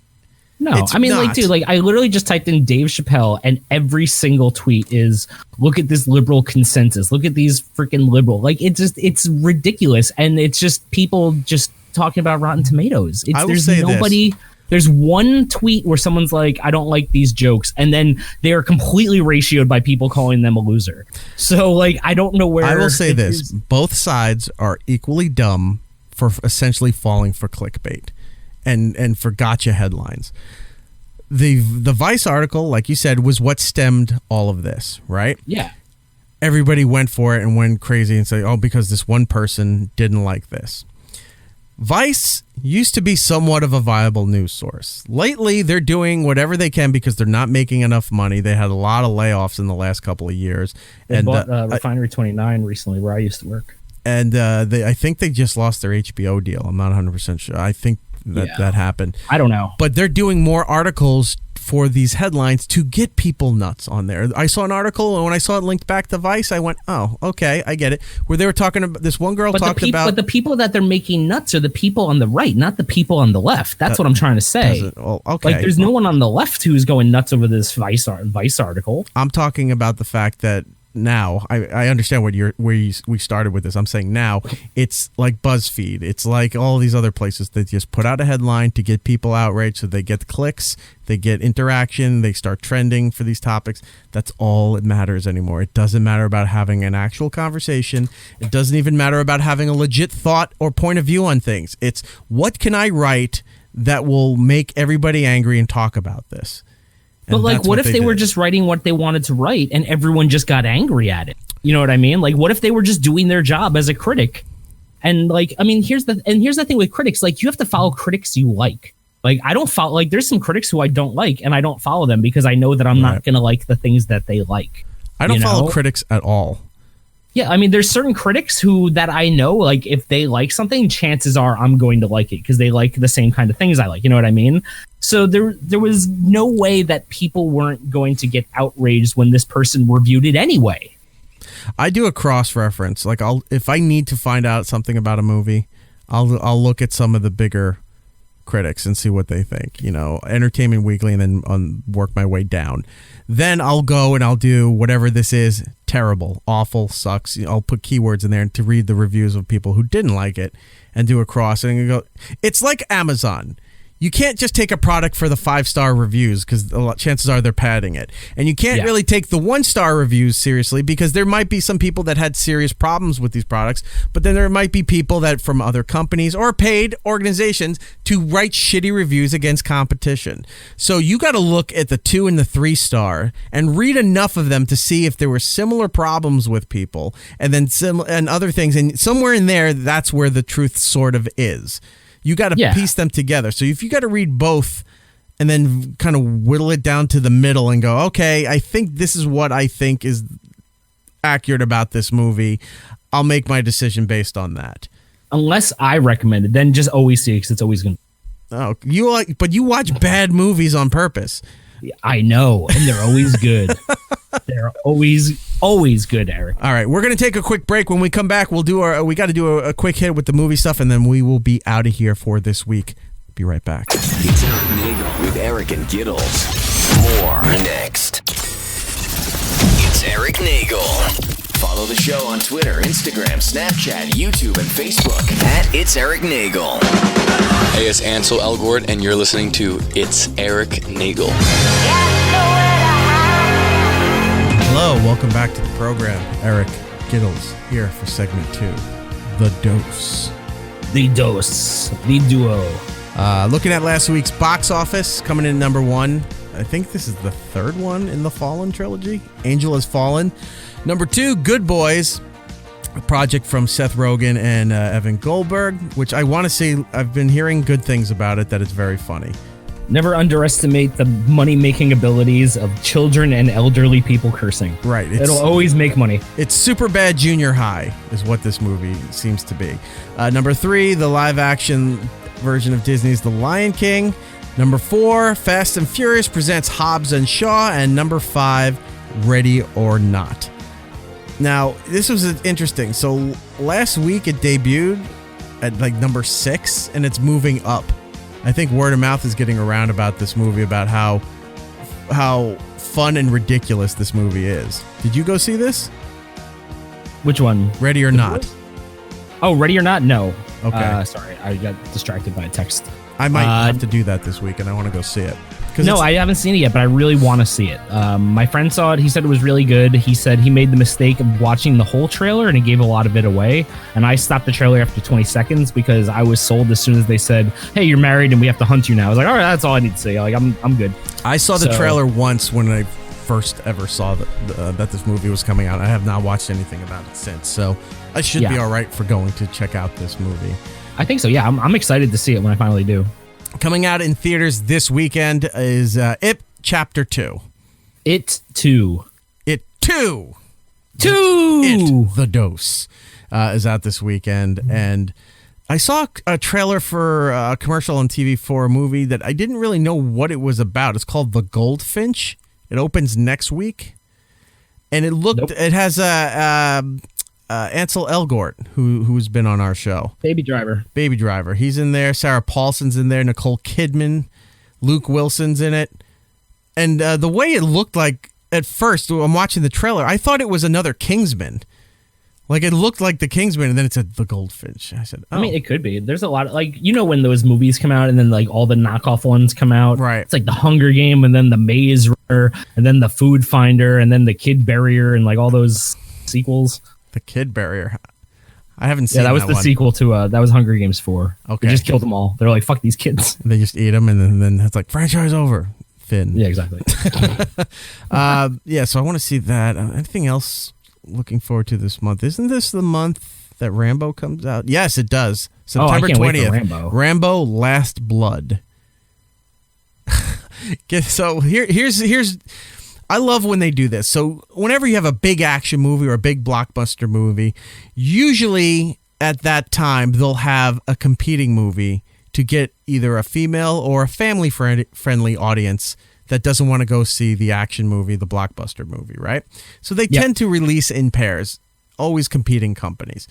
So Rambo Last Blood will come out on September 20th. There's got to be a movie that's, opposite of that to come out there for people who don't want to see Rambo. What kind of movie do you think is coming out that same weekend? The same weekend as Rambo? Yes. I'm assuming some sort of hilarious kids movie. All right. Although that would be the smart guess, that would be wrong. Oh, no. Because you want to know what the competing movie is that's coming out with Rambo Last Blood? That will be... Well, actually, there's two other competing movies, but the one that really is funny, the Downton Abbey movie. Ooh. So if you don't want to see Rambo, you can go see Downton Abbey. Yeah, it's like if you have your choice of seeing Downton Abbey or Ball Fondlers from Rick and Morty, like go see Ball Fondlers. It's gonna be exactly. I didn't realize also that the Brad Pitt movie Ad Astra is coming out. Have you seen the trailer for that? I saw a poster for that. It's like a space movie. I haven't heard anything about this. Something I saw about like they thought his father was dead, who was like a pioneer in the space program, and it turns out he's still alive, but he's on Mars. No, what a dick. Yeah, I know. I mean, of all the ways to abandon your family, going to Mars is pretty extreme. But that's it for your movies as far as what's coming out in the theaters this week. I did want to talk about the fact that I watched some older movies that were out, I think, last year that I finally got a chance to watch. One of them is Hotel Artemis. Oh, yeah. I heard that wasn't that good. When that movie was coming out, a lot of people compared it to the Continental, which is the hotel in John Wick. So it stars Jodie Foster and Dave Bautista, former WWE superstar, and Jeff Goldblum is in there. It wasn't bad. It's about a hotel. It's about LA is under a big upheaval. A lot of it is shut down. It's starting to look like Escape from New York in Los Angeles, even though I know they had Escape from LA. It's looking like that. People are just rioting, whatever, because apparently a company that owns the rights to water coming to Los Angeles decided to shut off water as a public utility, and you now had to pay for water. And the guy who owns the company, who was hiding out at the Hotel Artemis, is Charlie Day. And he plays a really good... When he's not being goofy...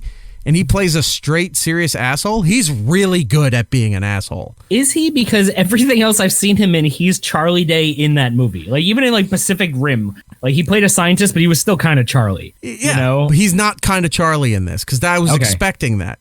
Because when they were doing a reveal of who he is, and you're hearing him talk, and they're doing a slow pan up, or you're seeing up here, and you're seeing the profile, but you're not seeing who it is yet. And I'm listening to him, I'm like, wow, who is this? And then I see it's him, and I go, wow, I did not think it was going to be him.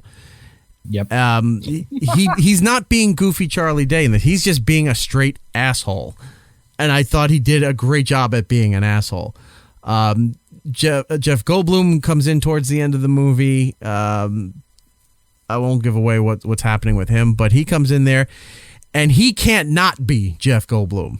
He's the opposite. Yeah, he's always Jeff Goldblum. He's like, but he was being sort of serious. He wasn't being oddly weird. You know, he wasn't doing those things. He was kind of speaking straightforward, and just his looks and his gestures. It's like he's still Jeff Goldblum. Even when he's trying not to be Jeff Goldblum, he's Jeff Goldblum. He's always Jeff Goldblum. He can't not be Jeff Goldblum. Yeah, so pretty much the whole concept of the movie is that this hotel, in the midst of all of this, is sort of a place where villains, bad people can go for if they have certain credits and certain qualifications, that they can go and escape if they have to hide out for a little bit, if they need emergency medical service. She takes Jodie Foster plays the nurse who handles all these criminals. The John Wick of nurses, if you will. Yeah, she's that. So she takes care of all these people, and Dave Bautista plays the orderly that handles all the rough and tough stuff and things around the hotel. It was pretty good. Like, had John Wick not existed, I think this movie would have done better, because nobody would have been comparing it to the Continental. Because it came out like right after John Wick, and everyone's like, "This is like the same movie." There was a hotel. It was like it seemed so close. It is, but it's not the John Wick fighting sequences and a lot of violent stuff. It's all the shit that's going on in the hotel. Right? That makes sense. There's one scene, and I love this scene because it reminded me so much of Grand Theft Auto. There's one scene where Dave Bautista has to go outside to one of the rooftops of the building. Like, it's a big building, and there's like a semi-roof part here, like in a tier situation, right? He has to go out there and fix the power to turn the big sign on. They have a big, huge neon sign like LA does on some of their buildings that makes it feel very old school LA, right? This big, buzzing, glowing sign that says Hotel Artemis. And the sign is down, so he has to go out there and fix some of the electricity. And as he does it, he's talking to one of the guests from the hotel who walked up on the rooftop there, and they're talking. And as he's standing there, right, you see the buildings behind him at night, and you see a helicopter that looks like I don't know if it's a news helicopter or a police helicopter, but it's got the spotlight and it's looking around. And as he's talking, all of a sudden, out of the corner, going diagonal, you just see, boom, the helicopter blows up. And it reminded me of when you have the rocket launcher in Grand Theft Auto, and you go to somebody's in a helicopter taking off or in a plane, you just all of a sudden hear, and then it goes flying off. You don't hear the noise, you just see. Yeah, boom. So it's basically like when I'm in the helicopter and you're shooting me out of the air, and I'm like, boom, I just get blown up out of the air. Exactly. So that's what was that scene alone. I said, well, this made me love that movie, because you never see that, and that was fucking fantastic. Nice. The movie was pretty good. I don't think it was stellar, but I thought for what it was a lot of fun. So Where if you haven't is it streaming? I got it off of iTunes. I watched it off of there. So maybe if you have Amazon Prime, it might be on that platform as well. I'm sure it is. If it's on iTunes, it's on Amazon Prime for you to rent, not to just stream for free. But if you get a chance, it's definitely worth the watch to go see Hotel Artemis. I really did enjoy it for a fun movie. Okay. Go check I'll that check out. it out then. It'll be fun. Then I was like, well, I still have more time. I don't want to go to bed. Let's watch another movie. So I watched Rocketman, which was the telling of the life of Elton John. I heard that was like better than the Queen one. Yes, and thank you. You jumped ahead on me in that, but I was thinking that I was going to compare it to the Queen one. I did think it was better than the Queen one, but what was a little disappointing is that they turned it sort of into a musical, but on its side, like not directly a musical. Yeah, like I heard that there's like things where he'll be like walking down the street, and then all of a sudden it's like, oh shit, this is like a musical number now. People are dancing in the streets and stuff, and it like just keeps going back along with the business. It does take you out of the story a little bit. Like his life and his story and everything is interesting enough, but they keep going and they're letting the music tell portions of the story. Now, what was frustrating is that I know I'm a big fan of Elton John. I know his works pretty well. And I know some of the stories behind some of the songs, and they were being used to express parts of his life that's not what those songs were about.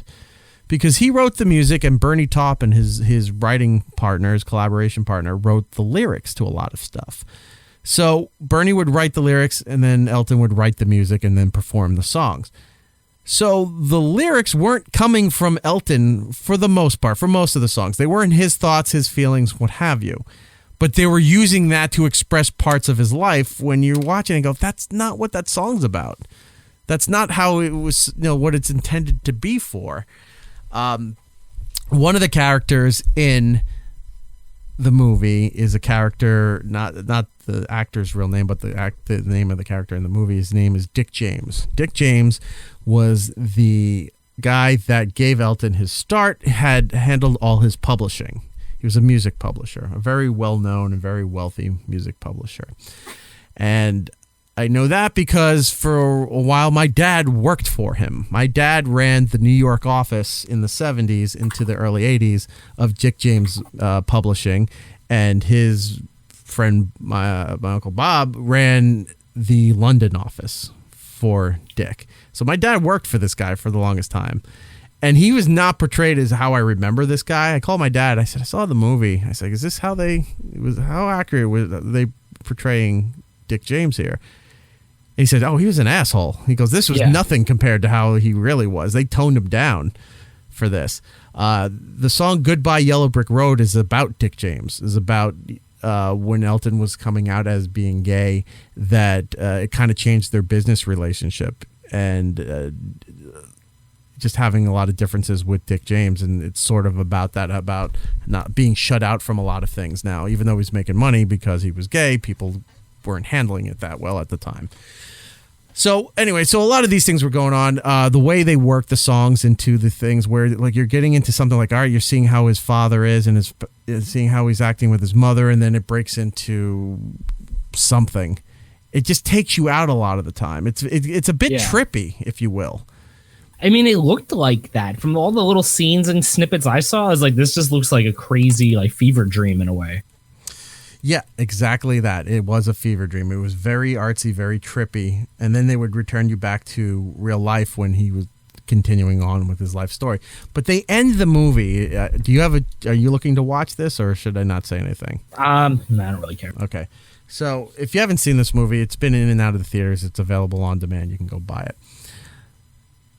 The end of the movie, and this is what bugs me about biopics, they always ended at a portion of their life when you know there's a lot more that happened in that person's life. Yeah. Like, bring him up to current date. I mean, he's still alive. Right. Bring him up to current date, and they never do that. They always end the movie for a biopic at a portion of their life where they started to get success, or they were starting to be on the mends, or something like that. And then it ends, and then there's so much more in that person's life that you wish they would have talked about, right? Yeah. One of the first examples was the Howard Stern movie, Private Parts. I was so excited I was a Howard Stern fan growing up. I wanted to watch the movie. It ends with him still at NBC. They didn't talk about him going to K-Rock. They didn't talk about him going to mornings because he was still an afternoon guy at NBC in New York. They didn't talk about him going to K-Rock, getting syndicated, the funerals where he's destroying other shit. Like, there was all this stuff that they never got to. It ended with him talking about, getting to be number one on NBC back in the early 80s. And then he's at the airport where he meets his family, and he's like, I got a good life. And then he leaves. Like, there's so much more you didn't talk about. But they're not trying to make that movie. They're trying to make the fun, like, ABBA, like, type movie where it's just going to make a lot of money and people are going to be singing and dancing. That's what they're trying to make. Well, the problem with the Queen movie, too, was there were a few problems with that. But one of the things that bothered me was they ended it with Live Aid, which is obviously their biggest, focal point for the band's career. But there was more stuff after Live Aid that involved Freddie Mercury, and then, with him dying, and then the resurgence, like a year or two after him dying, with Wayne's World single-handedly bringing them back into the mainstream spectrum of this dopey little silly movie that was coming out, that the biggest part that everybody still goes crazy for is Bohemian Rhapsody with a headbanging scene. But and that's a funny thing about Queen, is that Queen has always almost fallen out of the spotlight and then come back bigger than ever. Like, before the Live Aid thing, the big finale of Bohemian Rhapsody, which I'm assuming is the finale because that's where you'd end that. The Live Aid concert. Live Aid, and then stills about him being married, and then eventually died from AIDS. But one of the things at the end of the Queen movie too, they're just showing photos to do a quick ending, and they said in 1992, Bohemian Rhapsody had a resurgence, and the Queen went on to. It's like, no, it had a resurgence because of Wayne's World, and they didn't mention it at all. No, but what I was going to say was, like, when they were put on Live Aid, people were upset. They were like, why are you putting Queen on here? They're washed up, like, they're nobodies. Yeah. Like, you know, they had their time in the sun. And then they killed it, and, like, everyone was just like, fuck, we doubted Queen. Like, what were we doing? And then they kind of fell out of the spotlight again. And then Wayne's World came, and I was like, oh, yeah, fucking Queen. They're great. And then that was the same thing with this movie. Even though the movie wasn't good, people were like, fuck, Queen's great. Like, Queen's a great band. Right. So there was that. The Elton John Rocketman movie, which is where all this started from. So the end of the movie is him starting to realize that his drug problems and his sex addiction problems, all the stuff and alcoholism was getting he couldn't live like that anymore. Yeah. So he went into rehab. He was cleaning himself up and was starting his new life. Now, in the 80s, he had a song and a music video called I'm Still Standing.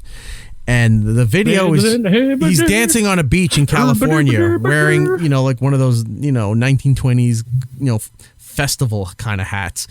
And there's just weird antics that are happening on the beach. This is where the movie ends. So he's going through therapy, he's going through rehab, and then all of a sudden it cuts out, and they do weird versions of his songs. Like, to make stuff more dramatic, they'll take a fast, upbeat song and make it like this. So the beginning of the thing, and he goes, I'm still standing. Oh, the creepy coverish version of it? No, it's not a creepy cover. They just slow it down to emphasize the point of where they are in the story. So it's like, better than I ever did. And then all of a sudden it hits to a point where it's panning up over him, and it's like acting like a little kid. Bum bum bum. I'm still like. Then it kicks in right there. Not a fan. I'm not a fan when they do that either.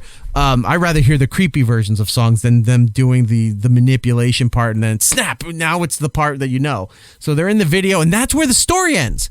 It's like, holy shit! You got all this shit. You got Ryan White dying. Princess Di dying, him getting knighted by the Queen, him doing the Vegas stuff, him getting married, him adopting. Like, there's all this other stuff that Elton John did for the next 30 years that they don't even like get to. It ends in the 80s with that him coming out of rehab and doing I'm Still Standing, which was sort of, I guess, his mini little comeback. Sort of like when Aerosmith had Pump. Not Pump. What was before Pump? Permanent Vacation. When they had Permanent Vacation, yes. Dude Looks Like a Lady. That was the resurgence of So that's what it was. Like, oh, he's on his second wind, and scene, freeze frame, everybody jump in the air. That's how the movie ends. Yep.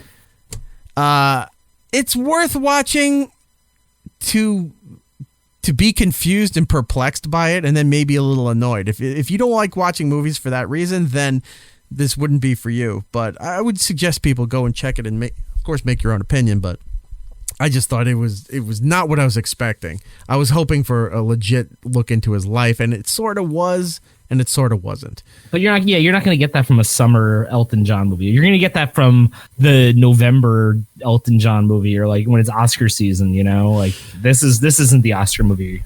Which Elton John movie is favorite? Oh, the November Elton John movie, not the summer Elton John movie. Exactly. I mean, that's true though. Like, you gotta strategically release things, Erik.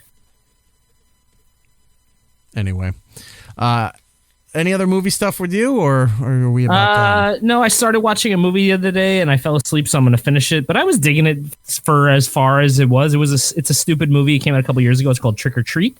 And not Trick or Treat, Truth or Dare.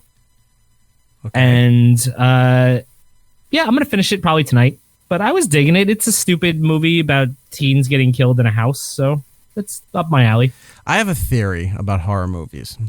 What's your theory, Erik? I have a theory that you cannot die in a movie if you're listening to a podcast. No, you can't. No one has ever died. Like, what? Look at every movie from the 80s. Everyone was not listening to podcasts. They all died. People had music on, or they're watching TV and somebody sneaks up and kills them, or they're just walking around and they don't know someone's there and somebody jumps out and kills them. there have been times where people have headphones on and they're listening to music and they don't know that somebody's going to be there and to kill them. But you never see anybody listening to Mark Maron, or if they have the headphones on and they're listening to This American Life by NPR, or maybe they're listening to It's Erik Nagel. You're not going to die. That's what we're here for. We're here to tell you, in order for you not to die, listen to our show. Nobody dies listening to podcasts. Yeah, you will not get murdered listening to our show. I promise you. Now, after the show's will come done, in and be like, "What are you listening to?" And then he will leave, and you get murdered. Right now, after the show's done, all bets are off. We can't promise you a thing. Totally. Like, they might wait outside your door and be like, "Hey, you done listening to that podcast?" Be like, "Yeah, why?" Knife in the head. Right. So it might be smart to not only download the current episode, but maybe a few past episodes. Make a little playlist for yourself. So this way, I'm not going to die for at least the next 5 to 6 hours. Exactly. You'll have a window. Do that for yourself if you could. And if someone is chasing you and starts ready to kill you, quick, put on a podcast, especially this one. Yeah, don't put the Benny Hill music on. Don't put on some music that kickstart my heart like you're going to run faster. That's not going to happen. If you put on the Benny Hill music while someone's running to chase you instead of putting on this podcast, it's acceptable. It's acceptable, but it's going to actually accelerate your death. Yeah, but it's going to be hilarious, especially if there's a speaker and lots of people in doorways and just confused onlookers in the street. Like, I think he's going to kill him, but he went in that door and he came up these stairs. And then he burst out of a window and lunged into his heart. And then it was a whole weird thing. If you listen to a podcast, you will not die in a movie or a TV show. We guarantee it. All right. We need to get out of here. Let's do some plugs. Gittles, what do you have? Gittle Base, Twitter, Instagram, Xbox Live, and that's all I have for right now. Hopefully getting my show started very shortly. Been doing some more tests, getting ready. So I feel like I'm going to have to do a chicken sandwich episode for the first one because of all this chicken sandwich talk. So yeah, we never got to this story. It's really no need to. 5 people went into a Popeyes down in New Orleans with guns demanding chicken sandwiches. They stood there. They were all out. Huh? They were all out. Let me tell you something. There is a lot of Popeyes on the way down to Virginia Beach at every rest stop. Yeah. Every single one was sold out. Well, because they're done. They pulled them back. They suspended the chicken sandwich for a while. Popeyes made the announcement. What did it do? It's part of cancel culture. People were canceling chicken sandwiches. No. Yeah. It's suspended for a while because they were not prepared for the demand. For the people going nuts for this fucking thing, and they couldn't meet up for the demand, so it's suspended for a while. They'll bring it back at some point, but you can look it up. That's officially what Popeyes has said. For me, it's E-Rock Radio across the board on social media, but more importantly, the show, It's Erik Nagel, across the board on all the social media platforms. Like us on Facebook, subscribe to us on YouTube. All of those things do help us out, so we would appreciate if you could do so. If you want to leave a voicemail to be used on future shows, 651-SMITHERS, that's 651-764-8437. And with that being said, until the next time, everybody, be excellent to each other and have a wonderful time, and we'll be seeing you. It's Erik Nagel. Last time I almost killed everybody. And what did you learn from that? Lessons, I guess. Alas, we're out of time. Follow It's Erik Nagel on Twitter, Facebook, and Instagram. For ways to listen to the show, go to itseriknagel.com. Remember to tell 2 friends so they can tell 2 friends. And they can tell 2 friends. And they can tell 2 friends. And those 2 friends can tell 2 friends. Well, you get the idea. Keep it real, homies.